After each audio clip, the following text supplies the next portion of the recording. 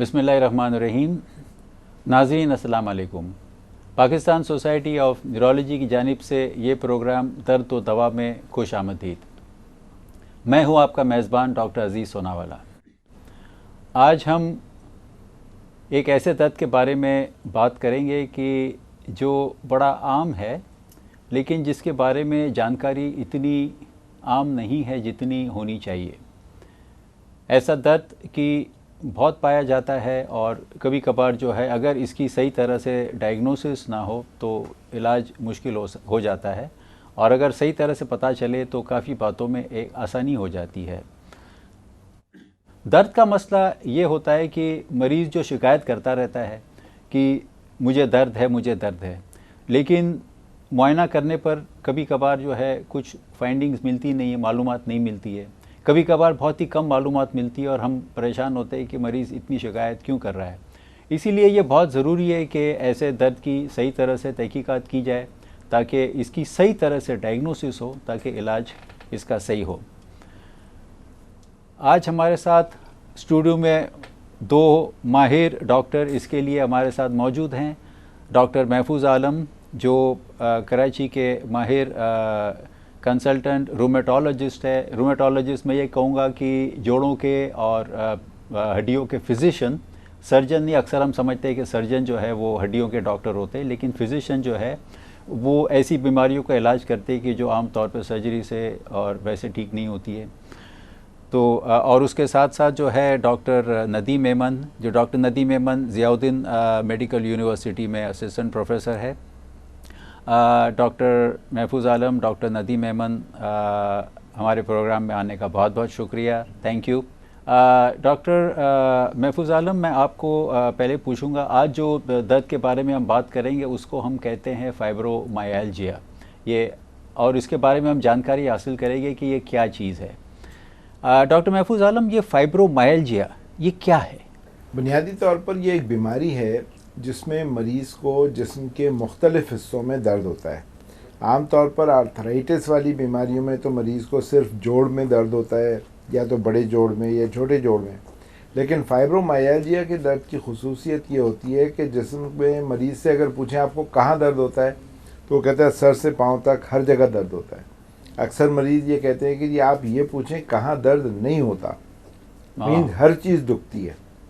तो ये ख़ास तौर पे क्लू होता है हमारे लिए फाइब्रोमाइल्जिया के मरीज़ का कि जब उससे पूछें कि दर्द कहाँ होता है तो आमतौर पे आर्थराइटिस का मरीज़ किसी एक या दो जोड़ का बताएगा, लेकिन फाइब्रोमाइल्जिया का मरीज़ कहता है कि सर से लेके पैर तक हर जगह दर्द होता है। लेकिन ज़्यादा दर्द ऐसे मरीज़ों को गर्दन में, कमर में और शोल्डर के जो पट्टे हैं और रानों के जो पट्टे हैं वहाँ पर ज़्यादा दर्द महसूस होता है। तो ये फाइब्रोमाइल्जिया जो है ये दर्द यानी काफ़ी आम होता है या बहुत शदीद होता है, दरमियाना होता है, क्या होता है? फाइब्रोमाइल्जिया के मरीज़ हर तरह के हो सकते हैं। बाज़ औक़ात उनमें दर्द की शिद्दत इतनी होती है कि वो इनकैपेसिटेटेड फील करते हैं। मतलब ये कि वो काम काज नहीं कर पाते, डेली रूटीन एक्टिविटीज़ में ख़वातीन को मुश्किल होती है, वो खाना नहीं पका सकती, बच्चों को तैयार नहीं कर सकती और शौहर के लिए कोई काम नहीं करनी कि घर में उनको अपने आम रोज़ाना की मसरूफियात में मुश्किल होती है।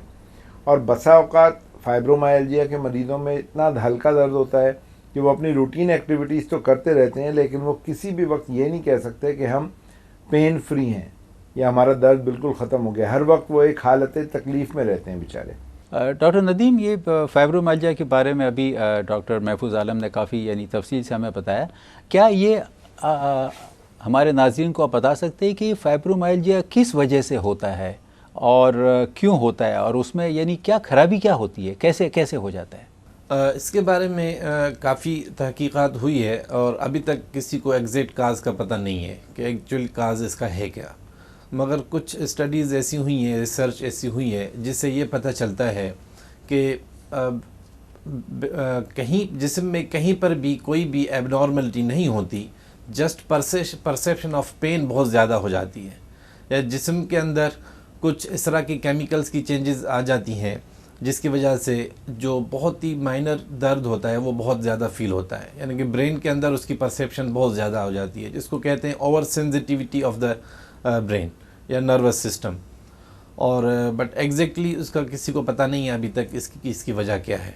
और ये ज़रूरी है कि यानी मरीज़ दर्द बहुत ज़्यादा महसूस करता है, लेकिन अगर आप चाहे जिस तरह से भी देखें तो आपको पता नहीं चलता है कि नहीं, ये उसका आप कितने भी टेस्ट करवा लें, कोई अभी तक ऐसा टेस्ट नहीं है जिसका हम करके हम बता सकें कि आपको फाइब्रोमाइल्जिया की ये बीमारी है। ऐसा कोई अभी तक टेस्ट नहीं है। हम जस्ट टेस्ट इस वजह से करते हैं कि दूसरी बीमारियां जो इसके साथ मिलती जुलती होती हैं उनको देखने के लिए कि कहीं पे वो तो इसके साथ मिक्स नहीं कर रही, उनके लिए जस्ट टेस्ट अवेलेबल हैं।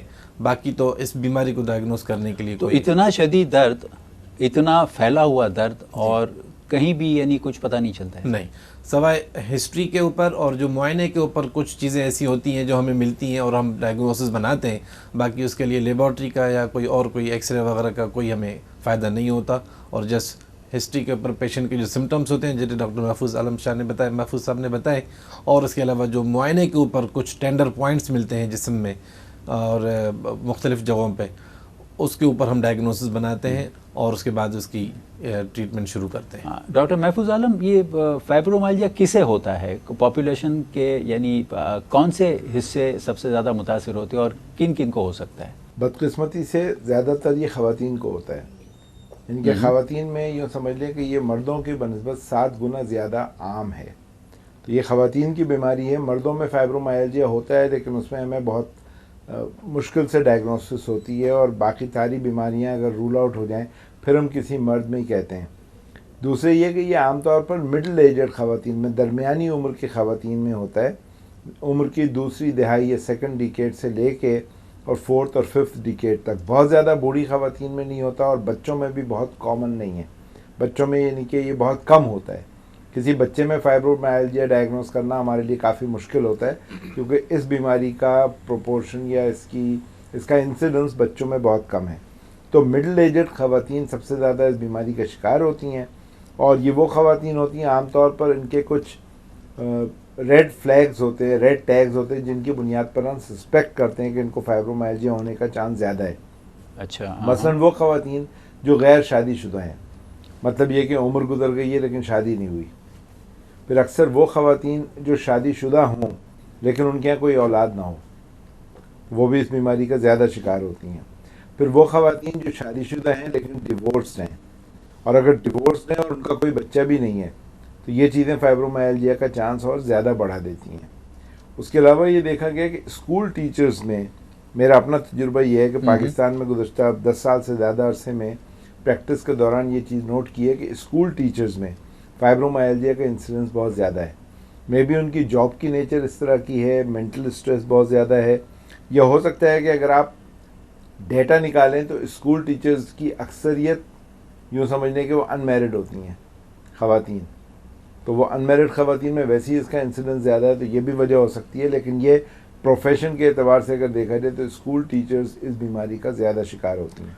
तो आपका कहना है डॉक्टर महफूज आलम कि इसमें शायद जिस तरह से आप बता रहे हैं कि शायद कुछ ज़हनी दबाव का भी किरदार हो सकता है? बहुत ज़्यादा। गर्चे तहकीकात से कोई एग्जैक्ट मैकेनिज़्म या ख़ास वजह इस बीमारी की नहीं मालूम हुई है, लेकिन बहुत सारी चीज़ें हैं जो इस बीमारी के होने का इम्कान बढ़ा देती हैं, जिनमें आपकी मेंटल एटीट्यूड, मेंटल स्ट्रेस, जहनी कैफियत कह लीजिए, या आप जहनी दबाव का कितना शिकार है, वो बहुत अहम रोल अदा करता है इस बीमारी में।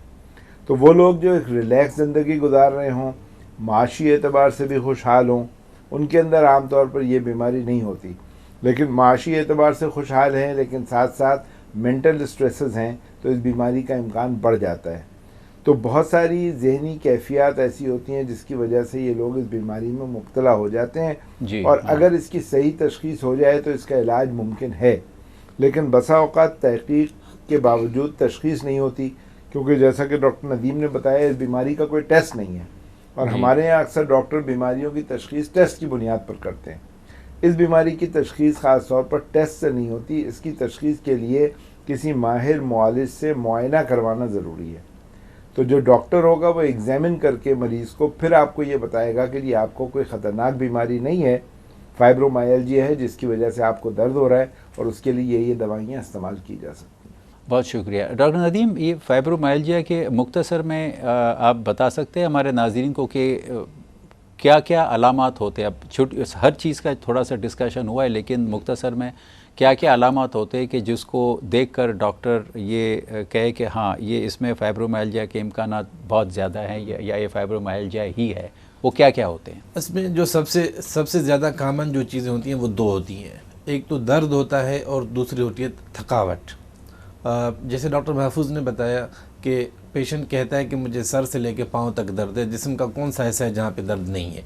तो सबसे ज़्यादा कंप्लेन तो आपकी पेन की आती है।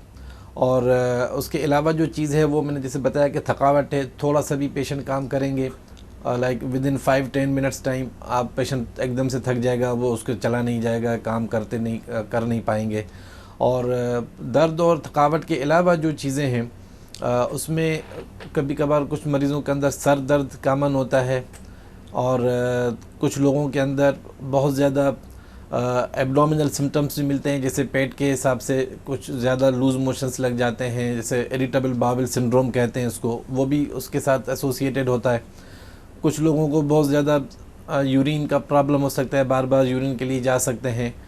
कुछ लोगों को रेस्टलेस लेग सिंड्रोम, जिसमें पाँव के और टांगों के अंदर दर्द होता है ज़्यादा, स्पेशली जब पेशेंट सोता है, वो भी इसके साथ एसोसिएटेड होता है।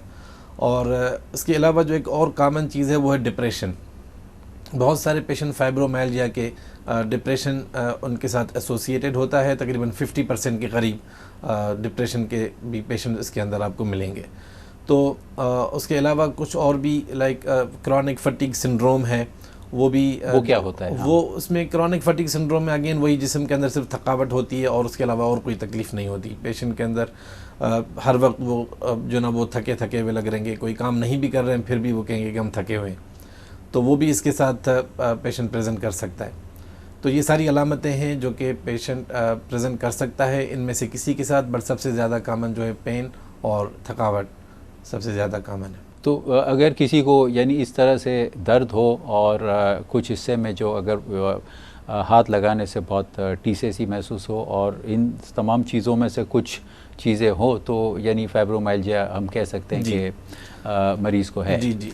इसमें पेशेंट अक्सर ये कंप्लेन यानी पेशेंट आके कहते हैं कि मुझे जोड़ों में भी दर्द है, पट्ठों में भी दर्द है। जब हम मुआयना करते हैं तो हमें कोई ऐसी चीज़ मुआयने के ऊपर नहीं मिलती, न जोड़ों के अंदर कोई हमें सूजन मिलती है और ना पट्ठों के ऊपर अंदर हमें कोई ऐसा खिंचाव जिससे कोई चीज़ मिलती है। और उसके अलावा जो हम मुआयने के ऊपर हमें जैसे पहले बताया कि कुछ टेंडर पॉइंट्स होते हैं जिसमें तकरीबन 17-18 जगह होती हैं मुख्तलिफ, जहाँ पे हम पेशेंट को हाथ रख के हल्का सा पेन देते हैं तो पेशेंट की टीस निकल जाती है। तो वो मुआयने वाली चीज़ें और सिम्टम्स इन सब को मिला के फिर हम एक डायग्नोसिस की तरफ बढ़ते हैं। हाँ डॉक्टर महफूज आलम, ये अभी तो बात की कि यानी फाइब्रोमाइल्जिया में ऐसी कोई फाइंडिंग्स हमें नहीं मिलती है, मुआयने में कुछ नहीं मिलता है, लेकिन फिर भी एक बार आपके पास पेशेंट आया और आपने ये तय किया कि हाँ अब इसे शायद फाइब्रोमाइल्जिया है, तो क्या आप कुछ तहकीकात या कुछ इन्वेस्टिगेशन करना पसंद करते हैं ताकि आप श्योर हो जाएं कि हाँ और कोई मसला नहीं है? और अगर ऐसा है तो ये कौन से ऐसे मुआयने हैं कि जो हमें कभी कभार या अक्सर करने की ज़रूरत पड़ जाती है? पहली बात तो ये कि फाइब्रोमाइल्जिया के मरीज़ की ज़हनी कैफियत को, अभी मुझे एक शेर जहन में आया, उसकी ज़हनी कैफियत को एक शेर में बयान कर सकते हैं। जी बिल्कुल। उसकी ज़हनी कैफियत ये होती है कि न छेड़े निखते बादे बहारी राह लग अपनी, न छेड़े निखते बादे बहारी राह लग अपनी, तुझे अटखेलियाँ सूझी हैं हम बेदार बैठे हैं। तो वो निखते बादे बहारी जो है ना, वो भी उसको अच्छी नहीं लग रही होती। तो एक और शेर है कि आँखों में चुभ रहे हैं दरो बाम के चिराग, जब दिल ही बुझ गया हो तो किस काम के चिराग। तो उसको ज़िंदगी में कोई चीज़ अच्छी नहीं लगती। तो जब इस तरह की अलामात के साथ मरीज़ हमारे पास आता है, तो चूँकि फाइब्रोमाइल्जिया के लिए कोई एक तशखीसी टेस्ट, कोई डायग्नोस्टिक टेस्ट नहीं है, लेकिन हमें उन बीमारियों को रूल आउट करना होता है जो फाइब्रोमाइल्जिया से मिलती जुलती अलामात पैदा करती हैं। जैसे SLE है, रूमेटॉइड आर्थराइटिस है और दूसरे कनेक्टिव टिश्यू डिसऑर्डर्स हैं। इसलिए डॉक्टरों की ज़बान में फाइब्रोमाइल्जिया को डायग्नोसिस ऑफ एक्सक्लूजन कहा जाता है कि आप बाकी मुश्किल ख़तरनाक बीमारियों को रूल आउट करने के बाद या ये तय करने के बाद कि ये बीमारियां तो मरीज़ को नहीं हैं, तो फिर फाइब्रोमाइल्जिया की डायग्नोसिस करते हैं। तो हम जो टेस्ट कराते हैं उसमें बुनियादी तौर पर एक्यूट फेज़ रिएक्टेंट जिसको कहते हैं ESR, CRP, CBC, ये चीज़ें करा के देख लेते हैं कि कोई सोजिश वाली बीमारी, कोई गठिया या कोई दूसरी सोजिश वाली बीमारी तो नहीं है, क्योंकि उन बीमारियों का इलाज बिल्कुल मुख्तलिफ होता है और उन बीमारियों की तशख़ीस बहुत ज़रूरी होती है ताकि मरीज़ के जोड़ों को ख़राब होने से बचाया जा सके। तो ये ESR, CBC, CRP, urine DR, creatinine, renal function, thyroid के कुछ टेस्ट हैं, TSH वगैरह, क्योंकि इन लोगों को हाइपोथायरॉयडिज्म हो सकता है कॉमनली। तो वो सब चीज़ें हम करवा कर इस बात की तसल्ली कर लेते हैं कि मरीज़ को कोई ऐसी ख़तरनाक बीमारी तो नहीं है जो अगर हमने तशख़ीस न किया तो मरीज़ को बहुत नुकसान पहुंचा सकती हो। डॉक्टर नदीम, मैं जी हाँ, थोड़ी सी एडिशन हाँ, करूँ डॉक्टर महफूज के बात में कि हम कभी कभार जैसे पेशेंट नेक पेन और बैक एक के साथ आते हैं, तो कुछ बीमारी हैं जैसे सर्वाइकल रेडिकुलोपैथी, जिसमें सर्वाइकल रीजन के अंदर कुछ नसें, गर्दन में नसें दबती हैं, जिसकी वजह से पेन रेडिएट करके नीचे आता है। तो वो हम मुआयने हिस्ट्री के ऊपर और मुआयने के ऊपर पहले हम उसको एक्सक्लूड कर लेते हैं, और कभी कभार हम फिर गर्दन का जो है ना वो MRI या फिर कमर का MRI करके उसको भी देख लेते हैं कि उसमें से तो कोई चीज़ नहीं उसके साथ मिक्स कर रही। बाकी तो सर ने बता दिया जो भी उसके अंदर जो एडिशंस जो। डॉक्टर महफूज, क्या ये फाइब्रोमाइल्जिया ये सीरियस मर्ज है? जब इतना दर्द है, इतने सालों से रहा है, तो जाहिर है कि एक बड़ी तशवीश होती है कि ये पता नहीं क्या है, और वो अंदर कोई ऐसी बीमारी है कि जो आगे चल के बहुत सीरियस हो जाएगी और बड़े मरीज़ परेशान। तो क्या आप बता सकते हैं ये क्या सीरियस बीमारी है, क्या है? ये जानना मरीज़ों के लिए बहुत ज़रूरी है कि दर्द की शिद्दत बहुत ज़्यादा होने के बावजूद खुशकिस्मती से फाइब्रोमाइल्जिया मूजी, मोहलिक या जानलेवा बीमारी नहीं है। इस बीमारी में आमतौर पर मरीज़ों के जोड़ ख़राब नहीं होते, पट्टे ख़राब नहीं होते, और वो अपनी नॉर्मल ज़िंदगी गुजारने से माजूर नहीं होते, यूँ समझ लें। तो तकलीफ़ की शिद्दत और बीमारी की क्रोनिसिटी इसके बहुत लंबे अरसे तक होने के बावजूद भी अच्छी बात यह है कि ये बीमारी किसी को माजूर नहीं करती और ना ही कोई ऐसी ख़राबी पैदा करती है जिससे मौत का अंदेशा हो। तो ये मरीज़ों के लिए एक तसल्ली बख्श चीज़ है। क्या ये बीमारी या ये दर्द कितने सालों तक रहता है? फाइब्रोमाइल्जिया के मरीज़ सारी उम्र भी दर्द में मुब्तला रह सकते हैं जब से वो शुरू हो, लेकिन अगर उनका इलाज किया जाए तो जल्द साल, 2 साल, 6 महीने, 3 महीने में भी दर्द ठीक हो सकता है। आम तौर पर इस बीमारी का दर्द ठीक होने में दूसरी बीमारियों की बनिस्बत ज़्यादा वक्त लेता है। अच्छा। और उसकी वजह यह है कि फाइब्रोमाइल्जिया का इलाज सिर्फ दवाओं से या डॉक्टर से नहीं हो सकता। इसके इलाज के लिए मरीज़ की अपनी मोटिवेशन और मरीज़ की फैमिली का सपोर्ट, ये 2 चीज़ें इंतहाई अहम हैं।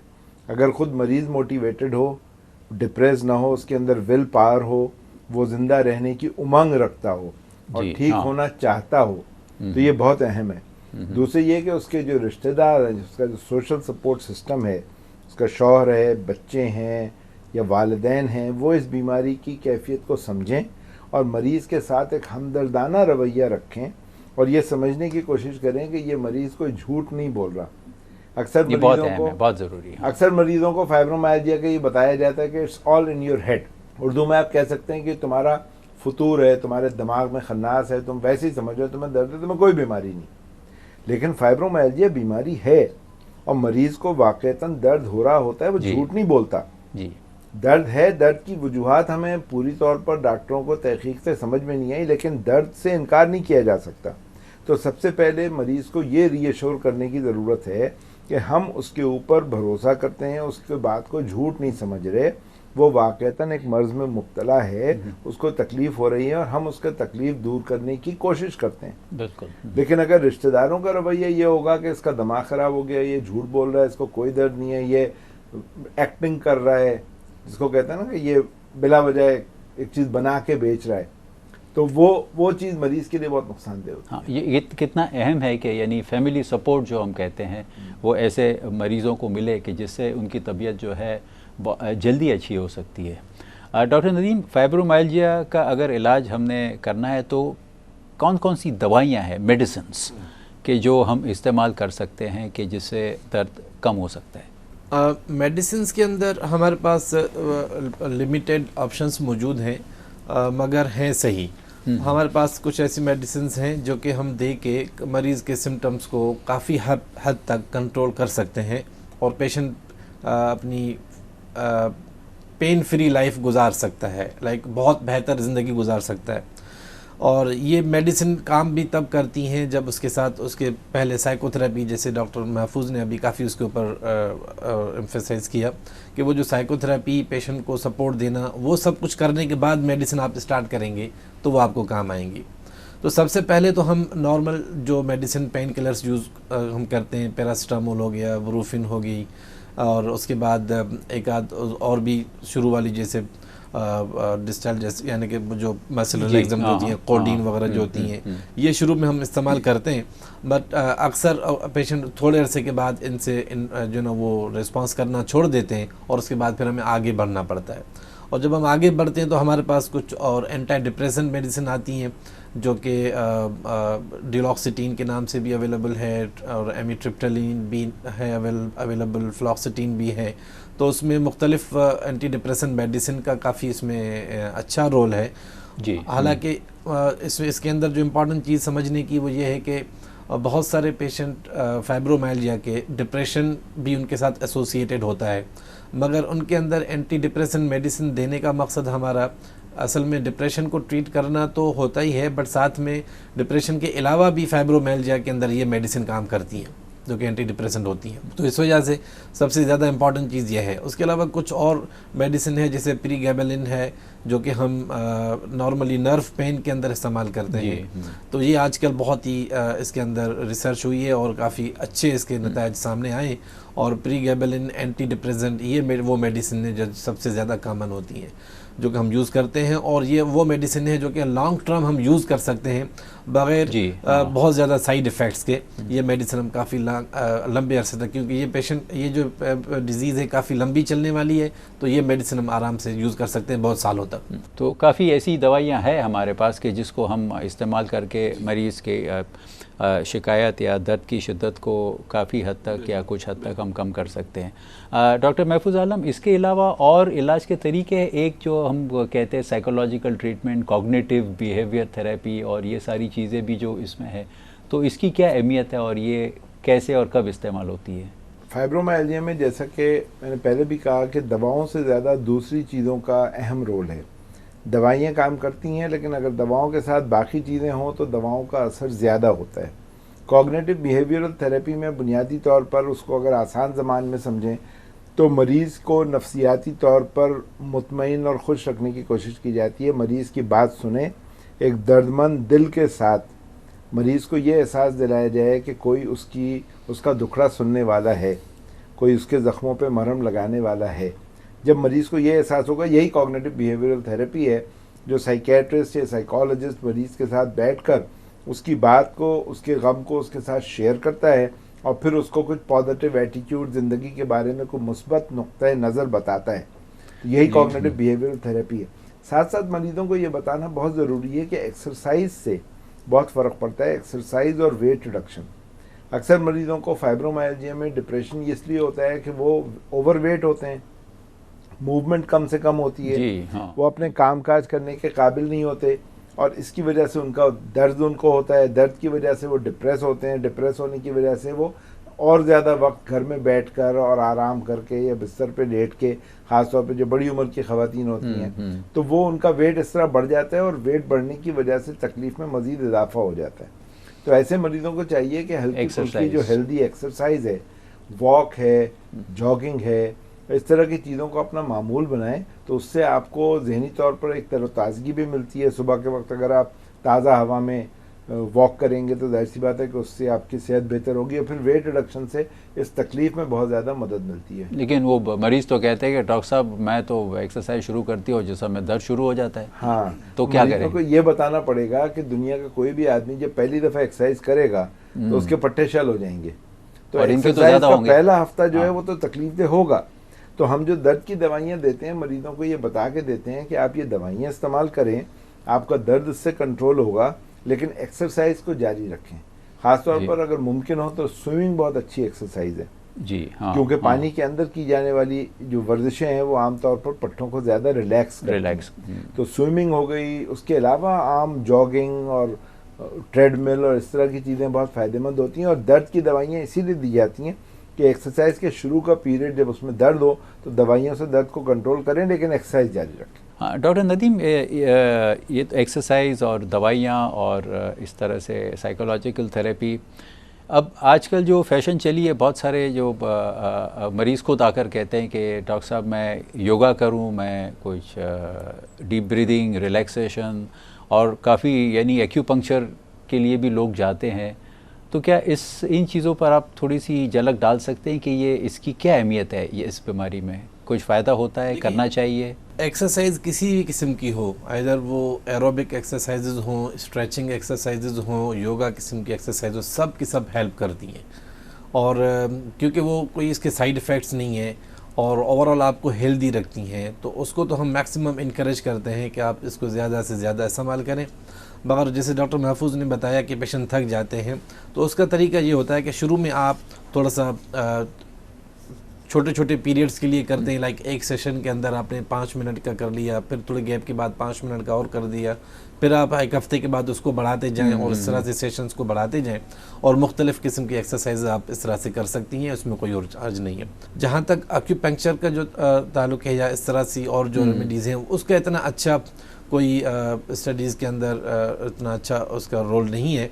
और बट लोग कुछ कर रहे हैं, कुछ इसके ऊपर अभी रिसर्च चल रही हैं, बट अभी कोई डेफिनेट उसके अंदर जहाँ तक मेरी नॉलेज है उसके मुताबिक तो ऐसा इतना सिग्निफिकेंट रोल नहीं है। बाकी डॉक्टर महफूज कोई है, कोई लोग पेशेंट कहते हैं कि भाई मैंने तो लिया, मुझे तो बहुत मज़ा आया, बहुत मज़ा आया। एक्चुअली सही है। फाइब्रोमाइल्जिया में आप देखें, अगर आप स्टडीज़ देखते हैं तो जितनी भी दवाइयाँ इस्तेमाल होती हैं एलोपैथिक मेडिसिन में, उनमें से अक्सर दवाओं के ट्रायल्स में हम एक चीज़ देखते हैं, प्लेसिबो इफेक्ट।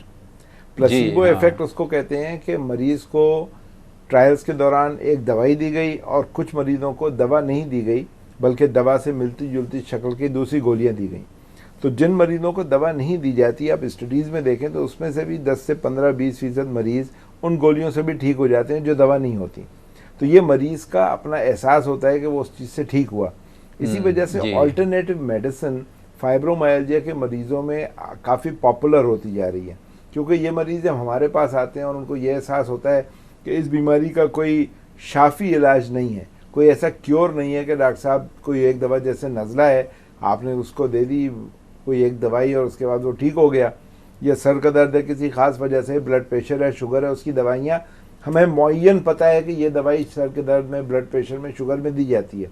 लेकिन फाइब्रोमाइल्जिया में मरीज़ों को ये एहसास हो जाता है महीनों इलाज कराने के बाद कि डॉक्टर साहब के पास कोई एक शाफी इलाज, कोई ऐसा मंत्र नहीं है कि हमारा दर्द ख़त्म हो जाए। तो फिर वो दूसरे इलाज की तरफ जाते हैं, जिसमें से ये योगा हो गया और पार्लोथेरेपी होती है, रिकी थेरेपी होती है, मसाज, अरोमा थेरेपी है, और उसके अलावा एक्यूपंक्चर और हजामा आजकल काफ़ी पॉपुलर हो रहा है। हाँ, उसके बारे में क्या तजुर्बा? हजामा एक्चुअली दर्द को कम करता है, ये सुन्नत तरीका इलाज है, बुखारी शरीफ में इसका जिक्र है। हजामा से मैं लोगों को मना नहीं करता, लेकिन हजामा आमतौर पर उन लोगों से करवाना चाहिए जिनको थोड़ा मेडिकल बैकग्राउंड हो, क्योंकि अदरवाइज़ बहुत सारे लोगों ने हजामा सीख लिया हुआ है, वो करते हैं तो उसमें वो हाइजीन का इतना ख्याल नहीं रखते, तो उससे इन्फेक्शन और दूसरी कॉम्प्लिकेशंस और ब्लड बोर्न डिजीज़ के कम्युनिकेट होने का अंदेशा होता है। ये बहुत अहम है। तो ऐसे लोगों से हजामा कराएं जो कि अगर क्वालिफाइड MBBS कम से कम डॉक्टर्स हों जिन्होंने हजामा का कोर्स किया हुआ हो, तो ज़्यादा बेहतर है। डॉक्टर महफूज आलम, डॉक्टर नदीम मेमन, आप दोनों का बहुत बहुत शुक्रिया कि आप आज स्टूडियो में आए और हमारे नाज़रीन को इस मर्ज़ के बारे में आगाह किया और इसके बारे में काफ़ी बातें बताई। नाज़रीन, जैसे कि हमने देखा, फाइब्रोमाइल्जिया ऐसा दर्द है जो काफ़ी वक्त तक रहता है। वो मामूली भी हो सकता है, शदीद भी हो सकता है, और तमाम तहकीकात के बावजूद उसके अंदर ऐसी कोई यानी टेस्ट नज़र नहीं आती कि जो डायग्नोस कर सके। ये दर्द सीरियस नहीं होता है, लेकिन ये मरीज़ को परेशान बहुत करता है। लेकिन अगर उसकी सही तरह से डायग्नोसिस हो, उसकी सही तरह से तहकीकात की जाए और उसका सही तरह से अगर इलाज हो, जिसमें दवाई इलाज है, जिसमें फैमिली सपोर्ट है, जिसमें मरीज़ की जो है माहौल को समझना और चीज़ों को समझना ज़रूरी है, अगर उसका ख्याल रखा जाए तो बेशतर मरीज़ों में जो है इसका सही तरह से इसको कंट्रोल किया जा सकता है, ताकि मरीज़ की शिकायत कम से कम रहे और फ़ायदा ज़्यादा से ज़्यादा हो। आपका बहुत बहुत शुक्रिया। अल्लाह हाफिज़।